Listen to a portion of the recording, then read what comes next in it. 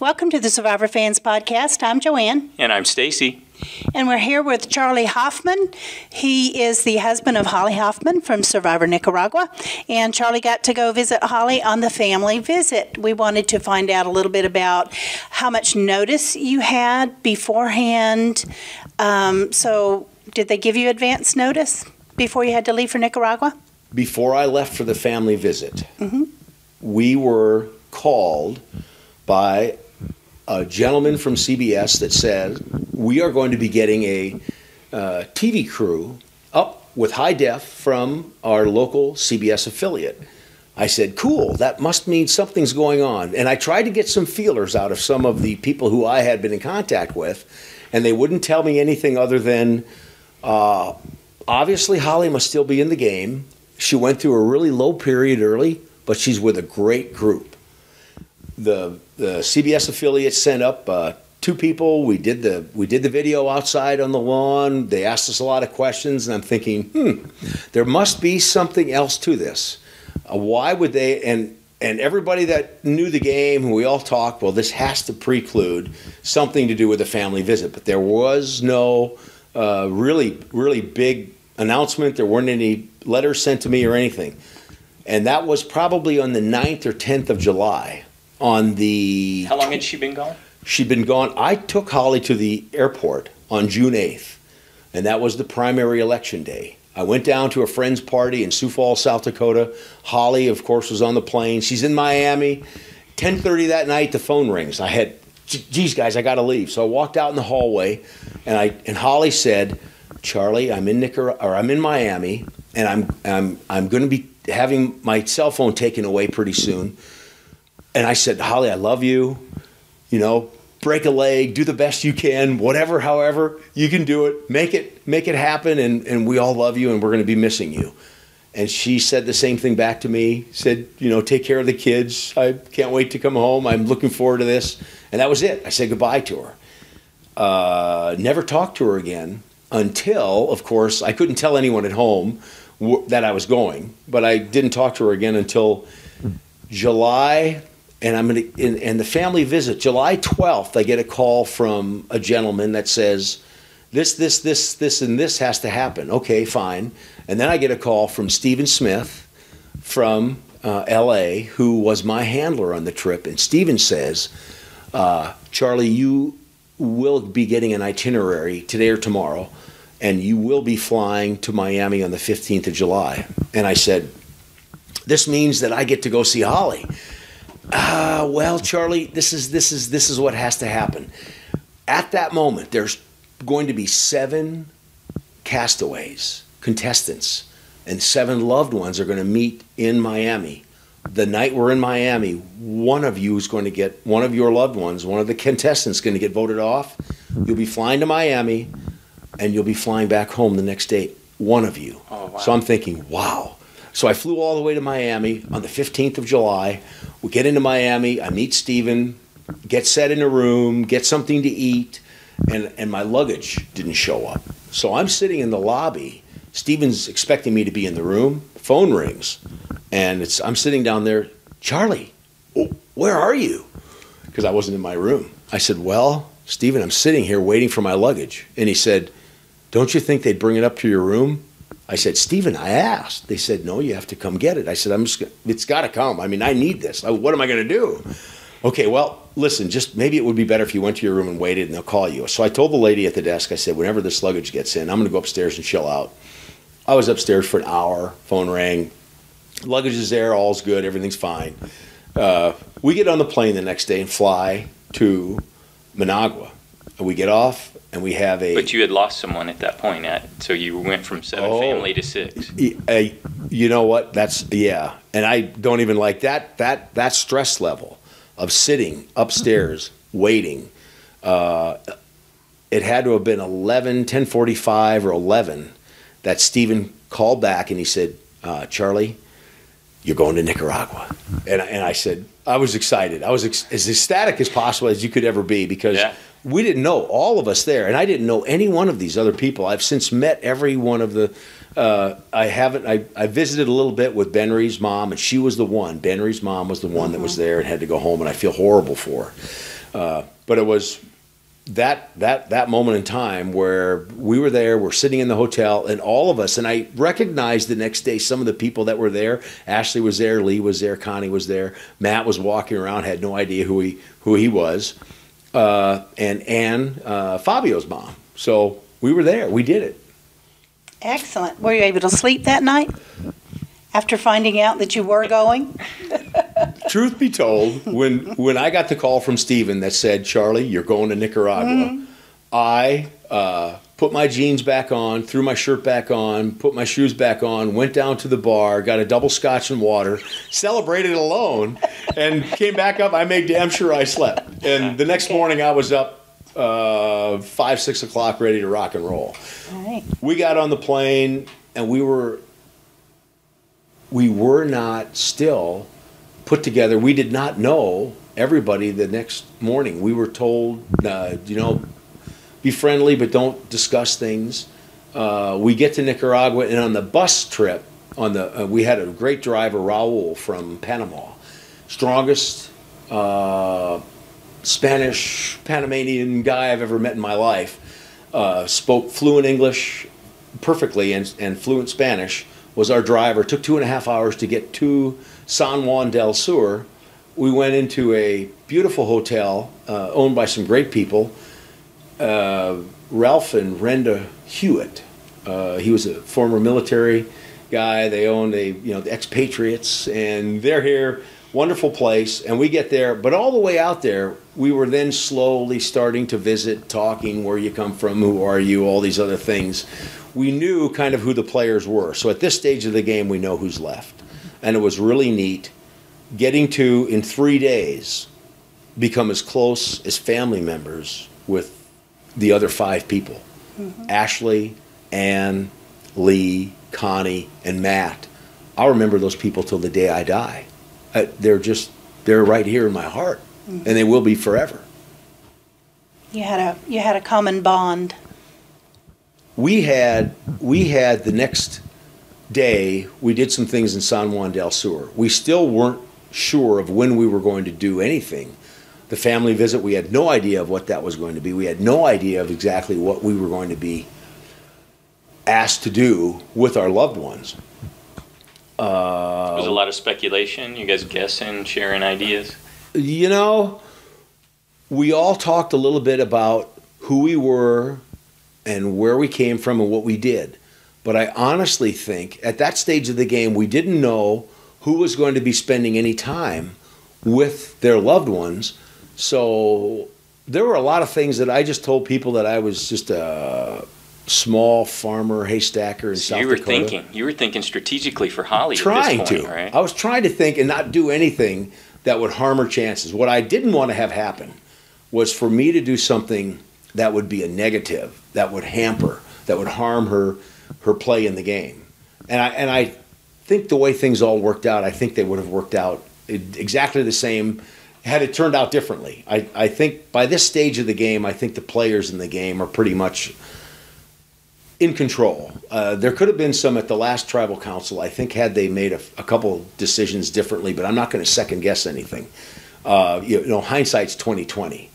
But we get there to Nicaragua, we get to San Juan del Sur, we meet Ralph and Renda, we get out into the community, we go out to dinner, and the next day we get out to the site. We're all taken into a tent. And one by one, we're taken out and we're mic'd. Well, then we're mic'd and everything's good to go. We got clothes. They all had to check that out. And we're sitting in the tent waiting, and all of a sudden Jeff Probst walks in. Wow. And for me, to see all of the years of Jeff Probst running every tribal council, without Jeff Probst, as far as I'm concerned, Survivor's over. Now, there's a lot of people maybe that think there's somebody else that can do, but in some certain aspects, in some certain wings of life, some people are irreplaceable. I think, personally, Jeff Probst is irreplaceable. I stood up, shook his hand, and I told him it's an absolute honor to meet you. Knowing that he is kind of in control, not, parlaying any schmooze on the guy. I'm not a schmoozer. I'll say things just the way, but it was an honor for me to meet him. And then I didn't know how it would all turn out, walking out, running out, doing whatever we had to do. We get to the point where we're all going, and then they said, you're first, you're first, you're first, you're first, and you're last. You wait. Ashley was in front of me. Jane and Ashley met, and I could hear some squealing going on out there, and then I thought, oh my God, here we go. And I don't care who you are. At that stage of the game, whether you've been on stage 1,000 times, your hair's crawling, your pores are alive, your heart is racing, and I couldn't wait to see Holly. I go around the corner, and I'm just chomping at the bit to go, go, go, go, go. And the guy said, Charlie, go. And so I ran out there, and I looked at Holly, and the first thing I thought is, oh my God, she looks beautiful. She was dark. Her hair was curly. I love it curly. She doesn't like to be out in public with curly hair. And I grabbed her and I hugged her. And the first thing Holly said is, oh, I'm so sorry about the way I smell. I know I stink. And I said back to her, and they never had this on camera. I said back to her, I said, Holly, God, no, you smell beautiful. You smell just like Holly. Because your hair, every human being's hair has a certain inherent smell. Mm-hmm. And it's all different. And her hair has, it's and I get in trouble with this all the time. But there's no difference between a black lab's hair has a certain smell, a poodle's hair has a certain smell, straight-haired people have a certain smell, and really curly-haired people. Well, for a curly-haired, blonde-haired woman with green eyes, she's got this wonderful smell. And anyway, we hugged, and I could smell smoke.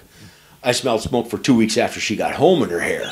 I didn't really care about that, but I just couldn't let her, I didn't want to let her go. And finally, Jeff Probst, he says, okay, you lovebirds, get over on the mat. And they didn't show a lot of what went on, but they did show us walking back over to the mat. And then he explained the challenge. And I am really trying to understand and listen to what goes on in this challenge, thinking, okay, I've got to get this, I've got to get this. And we're down in front of these blocks, and Holly's in the water, and they had the advertisement. And every time the advertisement on TV came out, you can hear, go Holly! Yeah. That was me. Yeah. And there's some people at home said, Charlie, you must have been on that. That's got to be you. And it must be a swimming challenge because they saw the swimmers. Yeah. I said, no, Austin's the one. He's the swimmer in the family. That's his voice. So I had him all snowballed. Nobody really knew I went. Ah. When Holly left and was on the show the whole summer, I had, in church, little old ladies would come up to me. Haven't seen Holly in quite a while. Where is she? And I said to them, Holly's on a really great mission trip in Central America working for a wonderful non-denominational corporation. Oh, bless her soul.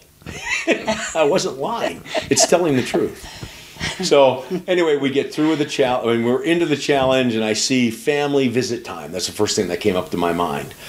And I raised my hand and I hollered out. Well, they could have made me look like a complete buffoon because I broke every rule. Number one, you don't raise your hand. Number two, you don't shout it out. You be quiet after it's on the table. I didn't have it all written out. I just saw that. I raised my hand and hollered it. You're supposed to raise your hand. Jeff comes up and sees it on your... So anyway, I had family, and then I had comes, and I almost had visit, but Connie got it before I did. And that's all right. I'm thinking maybe in the realm of Survivor, maybe it's okay that a person doesn't win these challenges because Holly got to go on and she had given up. I didn't know that at that time. I knew nothing coming up to that why Chase picked Holly to go on this reward. And I didn't find that out until Holly never told me she gave food up all summer. I didn't know that until I saw it on TV. I had no idea. And I still didn't know. I said, God, it was really nice. She said, yeah, I love Chase. It's really great he did that. So that was that end of that. So.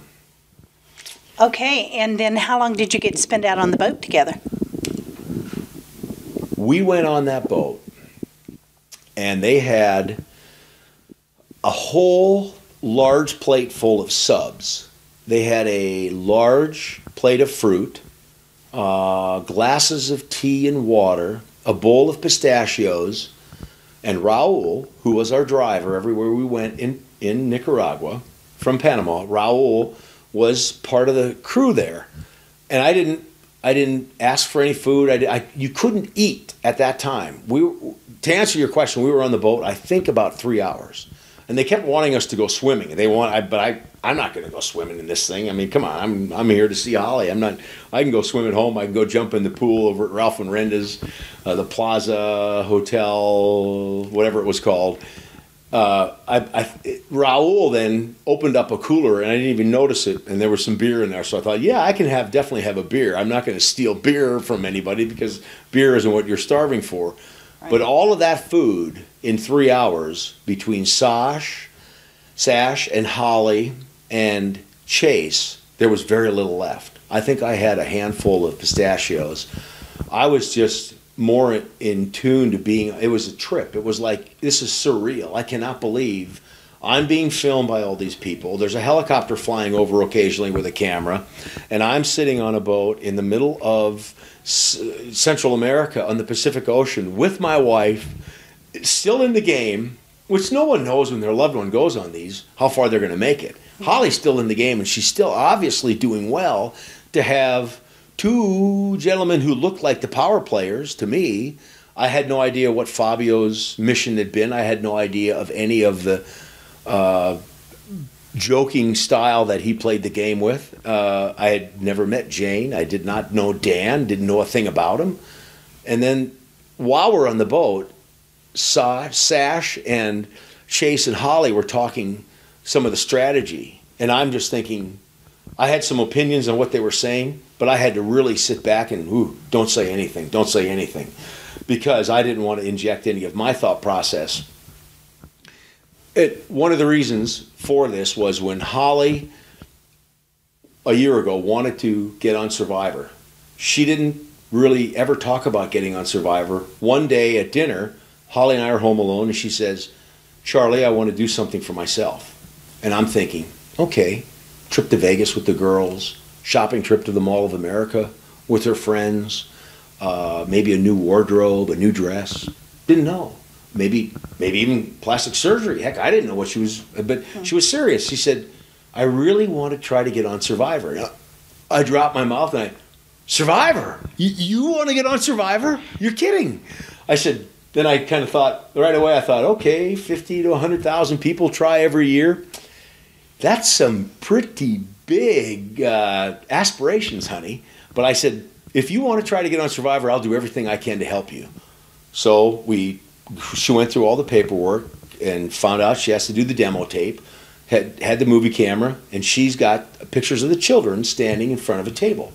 And she talks about every one of our children, what she's done in her life with them, their dreams, goals, aspirations, where they are in life. We walk out to the pool, which we have a pool beside our house we enclosed in 1988. That's where she gave swimming lessons to all the neighbor kids and to other towns, and that's where she coaches the swim team. And she's standing there, there's water in the pool, we took the cover off, and she said, for 16 years, I've donated my time to the Eureka area swim team, and I've had some terrific swimmers, many championships, but I've also got 2 Division I swimming scholarships for my daughters out of it. And that's true. And the whole time I'm looking at this while she's doing it, thinking, there's got to be more to these Survivor videos than this. This has got to be lame. This is lame.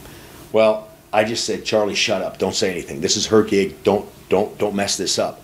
She sends it in, and we didn't hear anything. I'm thinking, I was right. Thank God I didn't say anything, because it would be my fault if it didn't come back.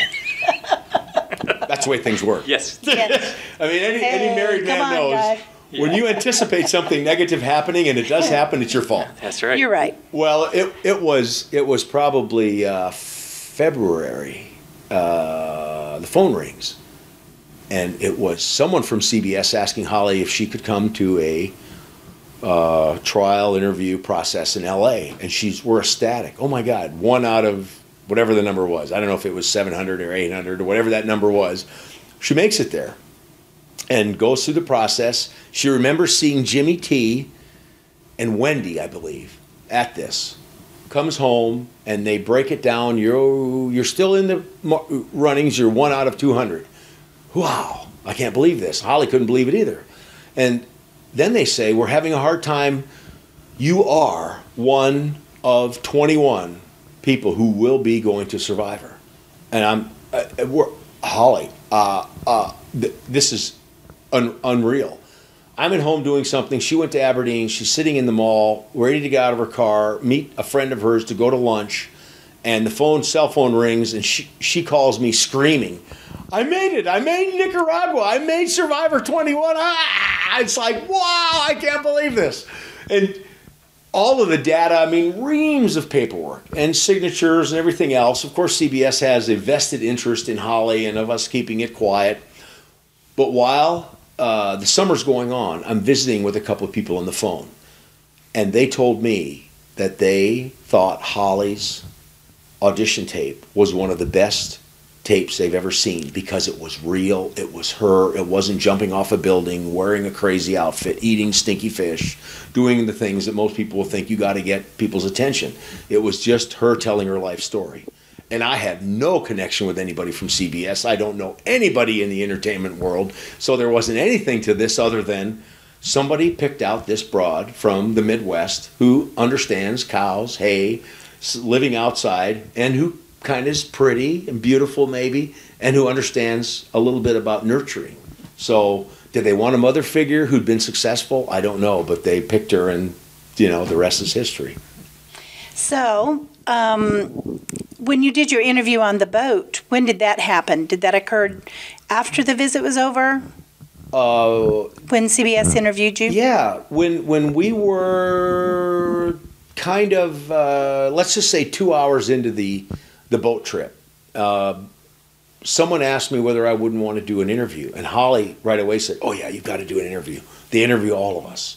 So I said, okay, great, wherever you want to go. And they brought me up to the front of the boat. I sat, against the front of the deck, and they were asking me questions. And at that point in time, I was so elated and having so much fun. And I liked that interview. I've gone online and seen that, and that was actually pretty good. Yes. Yeah, absolutely. I looked like a complete oof running around in front of the cameras during the challenge. But I redeemed myself a little bit, and I liked that. That was actually okay. That was pretty cool. The answers I gave, I would give them, again, the exact same way. So I thought that was, and they edited me. I've got to thank the people at CBS. They can edit you intelligent. They can edit you not intelligent. They can edit you pretty. They can edit you goofy. And they were very fair to me. I mean, I am a little goofy. My kids, I embarrass them all the time. But I'm not an idiot. So they did not make me look like a fool. Thanks, CBS. Yay. Yeah. I looked at the camera. Thanks, CBS. Okay, and so when you got back to, where was it, Managua? Managua. Mm-hmm. When we got back to Managua, we were in San Juan del Sur one more day. And then we had, the next day we did a shopping trip in a little city, and I can't remember the name, but the people there were very, very friendly. Everywhere you drove in Nicaragua, there were people on all the street corners. There were cows tied up to the fences, eating the grass in the ditch up to the road's edge. There were people at every street corner selling things. There were nice brick and stucco homes that obviously had electricity, running water, and satellite, next to a dozen homes made of tin that no building on my farm ranch has tin in that horrible condition. So there's a great influx in the living standards in Nicaragua. And nevertheless, they were happy. These people they would help you. I never really saw any great dissertations of evil going on, or even the police. But when we got back to Managua, we get to the Presidente Hotel, and outside of the hotel, there were fully clad SWAT members, AK-47s, AR-15s. There was a bazooka anti-something on a Humvee parked out in front. And I looked over at Matt, Dan's kid, and I said, "Whoa, we're pretty important, Dan, or Matt, aren't we?" And he looked back at me. "I don't think that's for us." I said, "Well, then who is it for?" And we didn't know. Well, we go in, we check in, we get up to our room. We're on the 6th and 7th floor and treated like royalty. CBS paid for everything.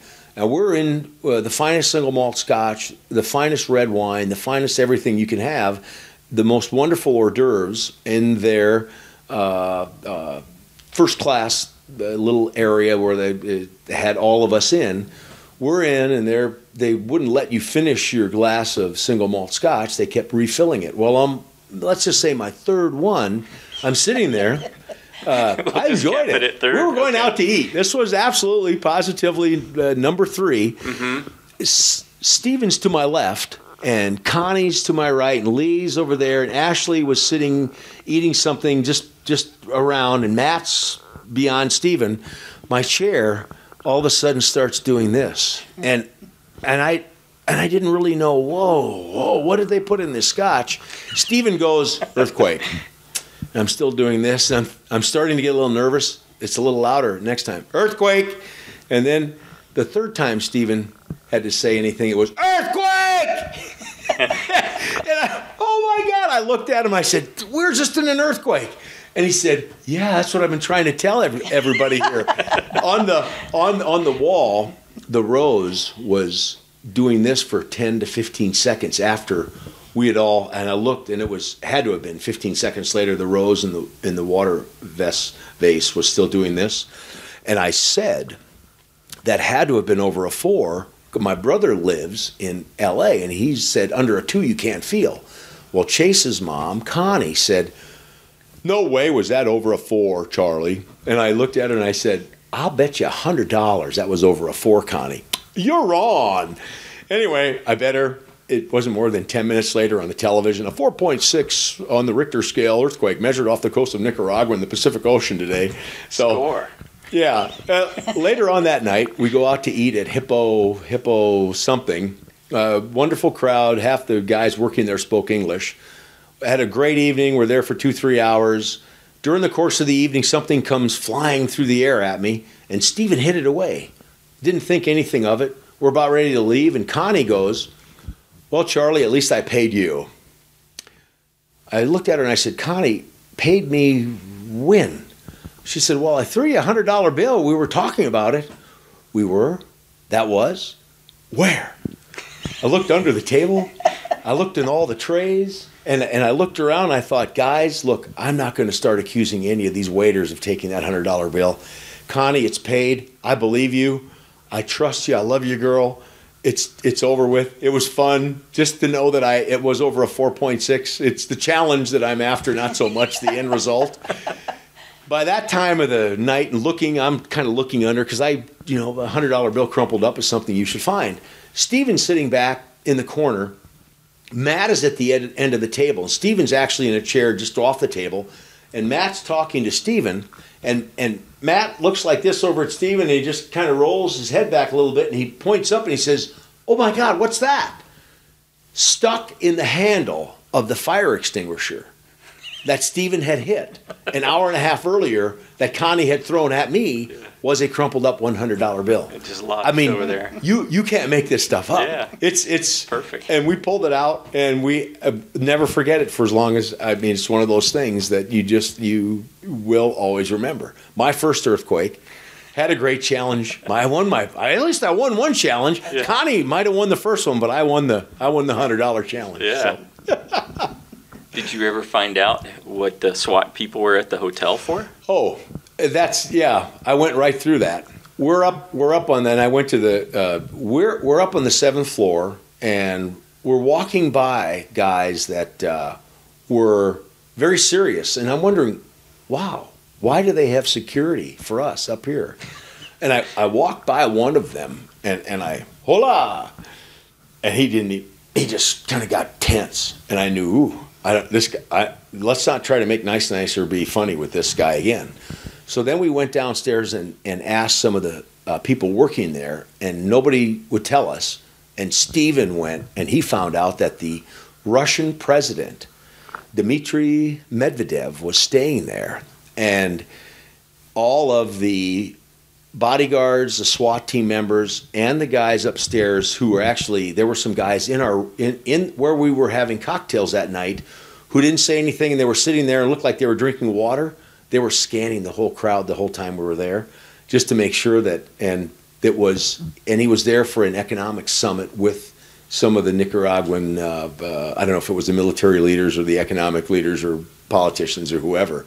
But the next morning, we were in the lobby and there were tables full of groups of Russian businessmen who were speaking Russian at 1,000,000 miles an hour. We never actually did get to see Mr. Medvedev, but we left and the SWAT teams were still out there, so that was pretty exciting. What an adventure. The whole thing was a complete adventure. I'd never been to Nicaragua. I've been to Mexico a few times. I've been to Bonaire. Before I was married, scuba diving with some friends. Had never been south of the equator. Got 300 miles. I think Bonaire is about 300 miles north of Venezuela. And if you're outside in the summer there, it's 5 minutes without sunscreen and you're red, burnt to a crisp. Cooks you, So, yeah. But we never got sunburned, but it was always cloudy in Nicaragua. And I would expected everybody to get a lot more sunburn there. We're all going back. I'm taking my whole family down for Christmas. We're all going back to San Juan del Sur, and we're going to have our Christmas there next Christmas with Ralph and Renda Hewitt at the Presidential Plaza. And his motto is, no bad days. No bad days. So he's an optimist. When I left, and this is the only thing, I guess, people find this out, and you can go online and you type in a guy's name and it'll come up. Holly's now got 1,000 times more hits on the internet than I do. But when we left Ralph and Renda's, we had only talked. He asked us what we're doing there. We all said, oh, we're working on a gig for CBS. That was a common thread of our engagement. We had cheese and wine, and he served some great rum upstairs on his balcony. But when I left, he shook my hand and he said, you have a safe trip back to South Dakota, Representative Hoffman. And I looked at him. He checked you out. Yeah, he checked me out. I said, ooh, you military guys know everything, don't you? So the six of you flew home together back to Miami, and we all flew back home together. And it was a tense. The only sad part of all of it, I could see the hunger and I could see the physical devastation. Basically, Jane to me looked emaciated. Mm-hmm. Not quite as bad as Sash, but knowing that, and I never knew. I mean, Matt spoke very wonderfully of his father Dan. I saw a shell of Dan standing for 15 to 20 seconds, and I wasn't really interested in looking at anybody else. I saw Fabio, and I knew Ann, his mom, really wanted to see him. I had someone that emailed me that had worked for CBS for 22 years, now lives in South Dakota. He asked me, he said, did Holly, this is ironic, it totally blew my mind. He said, did Holly think about for a second or two of giving the challenge, giving the reward up to Fabio? He said, I saw something in her eyes and she looked at you. He said, I don't even know whether you caught it. And I said, I didn't catch it. I emailed him back. I said, I'll ask Holly and I'll get back to you. And I asked Holly and she said, knowing that you and I see each other every day, when I get home, we'll be together forever. But Ann and Fabio don't hardly ever get to see each other. And Fabio was really hurt when he wasn't picked to be on that reward. I almost did, but then I thought, no, I don't know what you, and I looked at you and you never looked at me in the eye on that. I don't know where I was looking, and this guy caught that. That was amazing to me. But knowing that those three couldn't, that Jane and Matt, Ashley and Matt and Ann weren't going to spend any time all that way down there. Being able to at least see your loved ones was better than Benry's mom going to the airport, going all the way to Miami, and then that was heartbreaking for her. Turnaround call. Yeah. Knowing what condition of mental stability Holly was when she came home. For a month, 3 weeks for sure, she'd wake up 2-3 times a night and her arm would just ratchet over to me and grab me and wake me up. And she said, oh, I just want to make sure you're there. So that was, no one in America, no one in the world understands what goes through the minds and the turmoil and the mental grief that you go through, I think, to be able to be, these people are tough that make it all the way to the end, that just play this game. It's not a game. This is really one of the hardest things, I think. Military people are trained, and you're out there and you have backup and you have support. When you're on Survivor, you might have a doctor back on base somewhere that if you get hurt, but the rest of it, you're up to your own. It's tough. I don't know whether I could do it. The mind games, the hunger, I might be able to deal with. But being out in the environment, bugs, I hate bugs crawling on me. That absolutely drives me insane. Charlie, you're a farmer. You hate bugs? I don't like bugs. When I had an open tractor that I cut hay with, a mower conditioner, the first mower conditioner I had was on a Ford 6610, about a 70 horsepower tractor. When there was no wind, or when I was cutting a field one way and I would get bombarded by bugs, I quit, went home for a while till the wind changed. I mean, there's... Gotcha. Chad, you hate bugs. Yeah, and when we're working cattle and it starts raining and I get wet, all right, bad boys, take a break. I'm going to go change clothes and put rain gear on. You guys need some? You know, most cowboys, they're tougher than I am. I'm maybe a little bit of a wussy. So you get back, and Holly comes home eventually, and then you start watching the season. What was that like to watch that with her? There are a few people, I believe, in America who are, I think, the best potential Survivor players ever anywhere. The loved ones who watch the game and are emotionally into, with all their facilities, looking from the outside in, being able to draw conclusions based upon only the reality of what happens in the game, putting all the synapses together of the relationships, the loved ones. When I'm watching this game, I thought I could mentally play a game with anybody. But right now, I'm telling you, if they stuck me out on an island and I had to mentally go through the game of Survivor, I think I could just about beat anybody out there.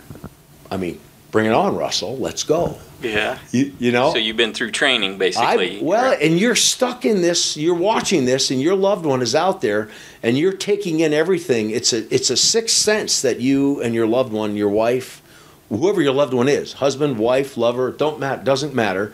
You are more in tune to what's going on that show than you would be in any other survival reality game in the world. So I think that I could play this game, and I'm not saying this. I'll never get on the game. That's okay. You're never gonna see a demo tape from me to get on. At 50, I think I've done enough stuff in my life. But I think that watching the show with Holly, my appreciation for her, I knew she was tough, and I quit trying to beat her a long time ago. After 25 years, a man knows his place in life, and that is, it's a great place, and I love where I'm at. But I do also know that she and all the other people that play this game, they're changed forever. This is a game changer for everyone's life. She says she looks at the butterflies now when she walks out to get the mail. Mm-hmm. She stops to take a breath of air and smell most environmentalists do that, people who are really in tune with what goes on outside. She never used to do that. She was going 100 miles an hour to get from point A to point B.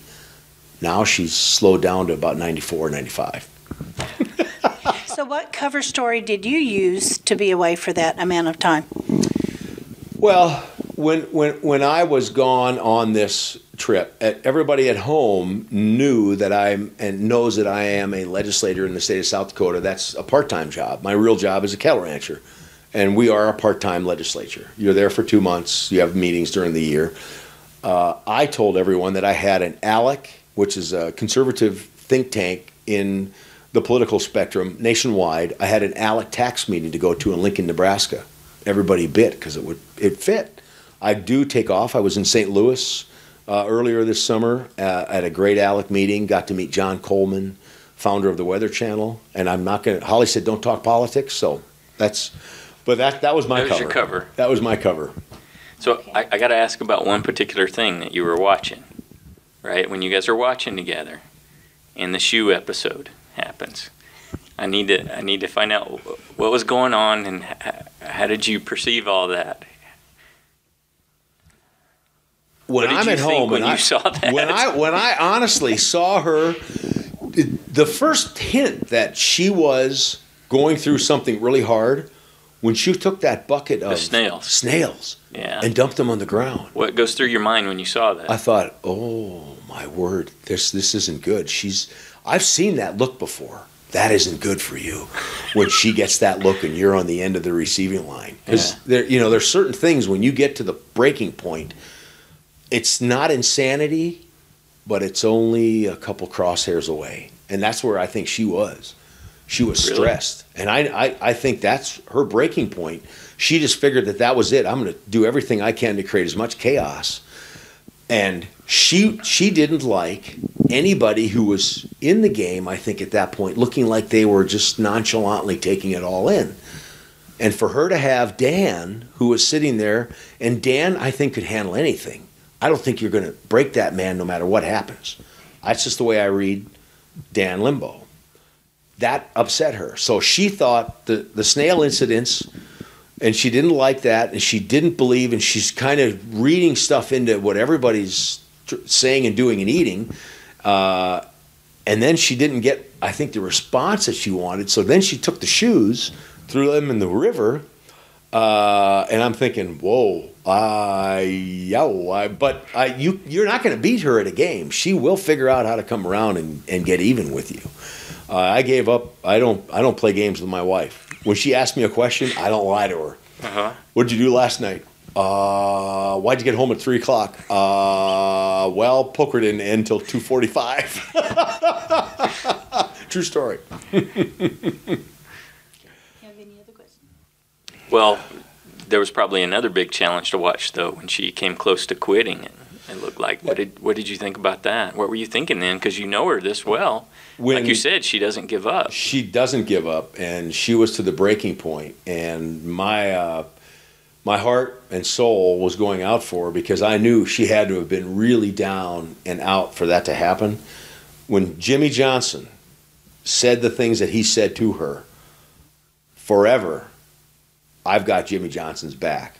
No one will ever be able to publicly say in front of me anything negative about Jimmy Johnson because you don't do the things that he did. You don't lead the charge for other people. Jimmy Johnson's whole life has been putting everyone around him up on the marquee. And if people would realize that by doing so, he lifts his stature up as close to that marquee as he can get. And most of the time, if you do that your whole life, you'll end up above the marquee. You won't even need your name on it. And that's where Jimmy's at right now in my life. I mean, for helping Holly through that period of time, I don't know how I can say thank you to him other than by giving him a hug and say thank you for helping Holly when I wasn't there. I don't know what else. I'd love to treat him to a weekend on the ranch. Maybe he likes cowboy boots. Yeah. Maybe he doesn't. I think Dan Limbo likes cowboy boots, though. Yeah. He'll learn to. Yeah. Okay. Oh. And what about the rest of the season as it progressed from there? What was that like watching with Holly and the family? You guys did get to watch together, right? Oh, absolutely. Yeah. They had a party for Holly. South Dakota is a small state. I know someone in South Dakota in every city. I know someone. There isn't one city that I can't go to and make a phone call to somebody I know. If there is, I haven't been there. So we've had a different night on every Wednesday night in a different city. The first 3 were at home because she knew she was going to have her meltdown. And then we had one in Webster and Groton and Vermilion and Brookings and Mobridge, one in Eureka, Rapid City, and I'm probably missing one, Pierre, Del Rapids, where her brother lives. So we've been all over and getting to go into these. What I've seen from Holly is that I always knew she was pretty good, and she gave the awards for Sunday school and got in front of the church. She always said, "Oh, I was so nervous." I said, "I couldn't see you were nervous, honey. You really did a great job." But she's progressed from explaining and answering questions at every one of these. It's a question and answer period. Ask any question. She's had to tell some people, "I'm sorry, I can't answer that." Like, how much weight did you lose? Those kind of things. I can tell you now, she lost 22 pounds on the show. And you can do whatever that. There's other people that lost more, but she was really has turned into a great speaker. Watching it with her and her transgression, amazing to me that she actually was so weak at the beginning of the game, and came through and got stronger and looks better as the game progresses. And they had less and less and less food. Tells me that Americans probably are the most spoiled race on the planet. We are the most spoiled country because we have such excess in everything that we have, whether it's automobiles, homes, energy, food, and they had nothing, and yet they survived, and they'll never forget it. But Holly did a great job. She survived. She made it all the way to the bitter end. I mean, here we are. She's one of 5 of 100,000 people that tried to get on the show, one of 5 of 20. And whatever happens from here on out, she's gotten exactly where she wanted to in the game. She did what she wanted to do. She didn't quit. And giving up that food reward, that's a mother.